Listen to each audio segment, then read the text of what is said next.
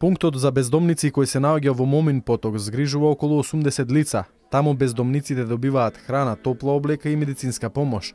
Згрижувалиштето работи во вторник и петок, а по потреба се отвара и во текот на другите денови. Од аспект на грижа, морам да кажам дека лично како министер за труд и социјална политика сум презадоволен од тоа во каква кондиција го одржува Црвениот крст овој пункт и мислам дека во следниот период ние ќе продолжиме, затоа што не првичната грижа е овде, првичната грижа е она што им е неопходно на бездомните лица, останатиот дел од активностите продолжуваат во насока на ресоциализација и дополнителните потреби на бездомните лица воопшто во Република Македонија, но со главен фокус на градот Скопје. Овој пункт за бездомници беше отворен пред 2 години. Начинот на неговото функционирање е во договор со неговите корисници.